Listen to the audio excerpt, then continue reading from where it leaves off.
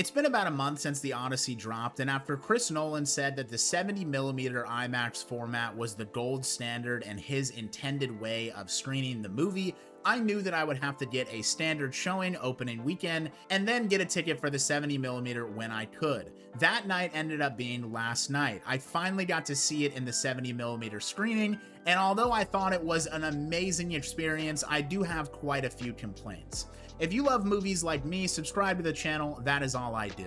Okay, let's start with the positives. When I walked into the theater, the screen absolutely blew my mind. It is so much bigger than you can even conceive. We were joking, me and my buddy Patrick went to go see it together, and we were saying if the screen isn't insanely big, we are going to go and get our money back. Now, with the screen being so much bigger than you anticipate, that also comes with a different problem that I really did not think was going to be an issue. When we bought our tickets almost a month ago for this showing, we thought that it would be best to sit about 3 rows from the top, like you would normally do in a standard showing if you're trying to see the screen, maybe your eyes aren't phenomenal, and you want to get a decent enough view while not being all the way in the back. In this theater, I would say that the optimal seating choice is to pick the very back row as close to the middle as you can, but still on the 3rd row, it really wasn't that big of a deal. The graphics of this movie on this screen through this projector was incredible. I am not somebody that is a snob for graphics. I don't go and buy the most expensive TV or the most expensive monitor. I really can't tell the difference between something that's within $1,000 of each other and the way that the quality is with my normal day-to-day life. And I have been a staunch advocate that it really doesn't matter if you already only know bad quality, then getting something that's a little bit better but still poor quality overall is not going to change your viewpoint of how you see things. But with this screen and this projector, it truly is the best quality that I have ever seen, bar none. And it was showcased in so many amazing ways. And as soon as they start screening the movie, you can hear the actual film projector loud as hell start up, loading all of the film in.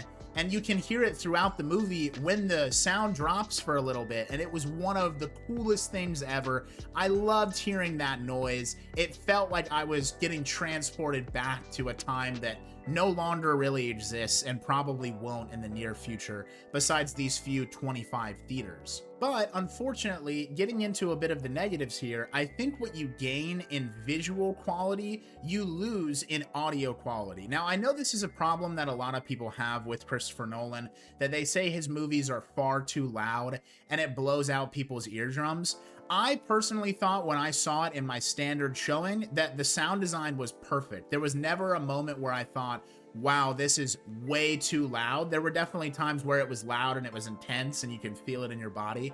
I love that and think that there's a place for that for sure. But it was so loud in this theater at times, I could not hear the lines that people were saying. And it was not even in scenes where you shouldn't be able to really hear them all the way. A lot of the times it was just in, sort of semi-action filled scenes. And then, of course, when it got very loud and people were screaming and trying to talk through some insane thing happening, then you really couldn't hear anything. Like at the end, if you haven't seen the Odyssey yet, this is going to be a bit of a spoiler, nothing too crazy.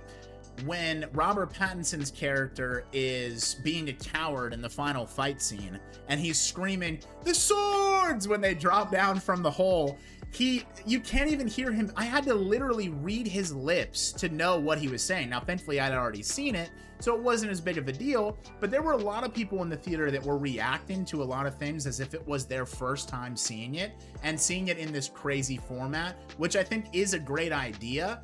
But I also think that if you don't have like perfect hearing, which I've got tinnitus and a couple of problems with my hearing, it's not the best, but it's never really been a problem where I haven't been able to hear stuff in movies. If you don't have like crystal clear hearing and no hearing loss at all, it is going to be difficult to understand every single word that someone's saying in this 70mm screening. And to me, that trade-off was not worth it in a lot of aspects, because yes, there are some beautiful scenes that were showcased on this massive screen, and it was so cool, and the cinematography was amazing, but this movie is not really like Interstellar. You know, a movie like Interstellar is really all visuals. That is the point. It's like these crazy visuals. With this movie, half of it is just people talking in a room, and you sort of lose the allure of the 70mm almost in the first 30 minutes, because it's really just heavy dialogue. And then when you get to some of the really cool visual showcases,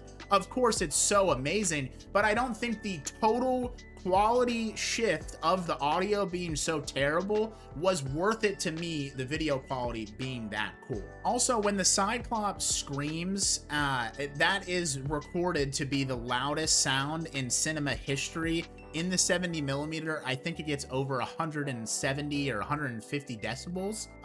You can feel every bit of that. I mean, I plugged my ears and took a little bit of pressure off to just try to hear how loud it was, and it was still absolutely deafening. Now, I knew I was going to have a problem with sitting in a theater for 3 hours in a seat that is not comfortable.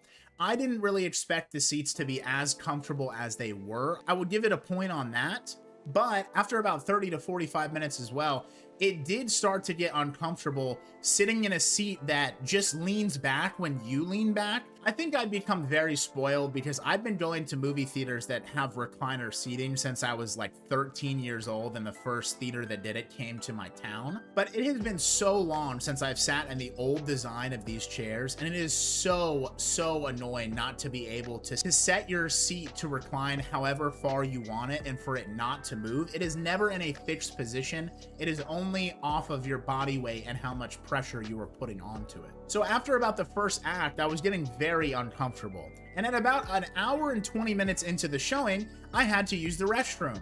So I got up, I started shuffling through all of these people, and I understand a lot of people like to get comfortable at the movies. Sometimes they might take their shoes off, and usually they have socks on, of course. They wouldn't raw dog the floor or the seats in a Regal. I've never seen that before. These people all throughout my row had their shoes off and just sitting in the middle of the aisle where I'm trying to walk. Now, of course, because everybody's leaned back, there's less space for me to walk through. Now, I am a very large gentleman. This is a big problem for me. So I'm trying to shuffle through. I successfully make it through without a hitch on the way out. I use the restroom, get another drink for my boy, and then I come back into the theater and start walking back to my seat. And as I do, I almost trip and fall over somebody's sandal that's just in the middle of the walking path for zero reason at all. And I'm having these people looking at me as I kick their shoe like 3 seats down, as if I'm the problem for getting up to go and take a piss during a 3-hour movie, by the way.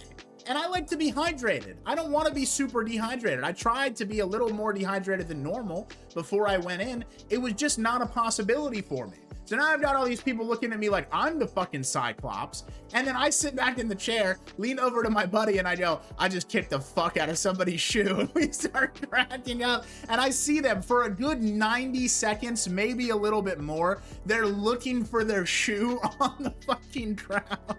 And they can't find it.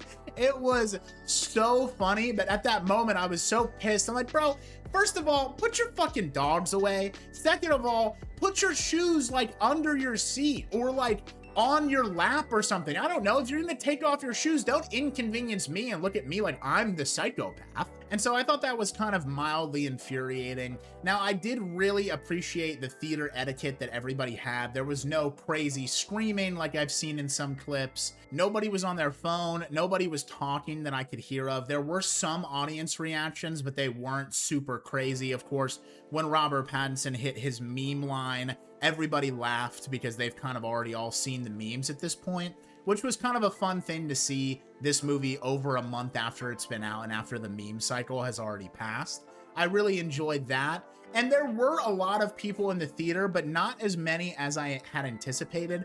I really thought that there would be like 500 seats in this theater the way that it was laid out on the app, but it ended up feeling a lot more cozy, and really that the screen was the main thing that took up the most amount of space. Also, if you have epilepsy and you're trying to go see this film in 70mm IMAX, you should probably just look up the timestamp for the crazy strobe scene when they're in the middle of the ocean. I swear to God, I don't have epilepsy. I've never even thought that I had epilepsy. It genuinely made me feel like I was about to pass out, which was a very cool thing, I will say, and it was super enjoyable. Like I said, anything visual was amazing. It was really just the audio of it that was the thorn in the rose, and the reason why I probably won't ever go back to a 70mm unless something crazy like this comes out again that's fully shot on IMAX. I think this is good for me. So overall, I still enjoyed it, but if I had to pick the best way I've seen it, I'm going with my standard showing all day. I left the theater actually liking the Odyssey a little bit less than I did after seeing it in the standard showing, because it really was just not the best way to see the film. It was 3 hours of feeling every bit of it because you're in these uncomfortable chairs. The screen kind of just feels normal past a certain point, and you're thinking to yourself, why am I here? Your ears are being blown out to the point where your tinnitus is going to be even worse the next morning. I mean, all of those things, I just think they don't make it worth it to go and spend almost double for a ticket, and reserve these seats in advance, a month in advance, and then have to go in to an 11 o'clock showing. By the way, I didn't bring that up. We didn't get out until 2 in the morning.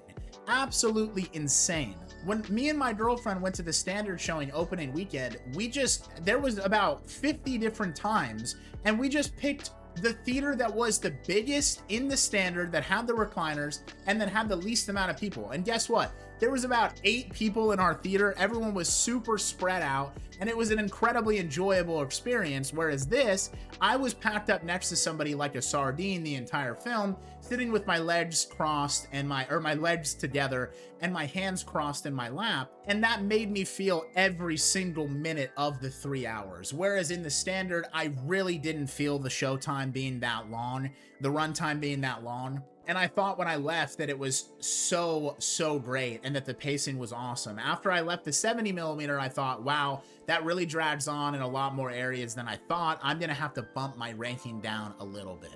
So after seeing it in both of the formats that I wanted to see it in, I think that I would re-rank the Odyssey a 4-star or a 4.25 star. I believe I ranked it 4.5 star in my original Odyssey review. If you want to see me review the entire movie of the Odyssey, go and check that out on my channel. I'll have it linked up at the top of this video. And if you enjoyed this video, please like and sub to the channel. I need the subs so very bad. I'm learning how to edit every day. I'm getting better, and I'm putting my all into this channel. So I hope everybody's enjoying it. And yeah, that's really all I got for you today. Bye-bye now.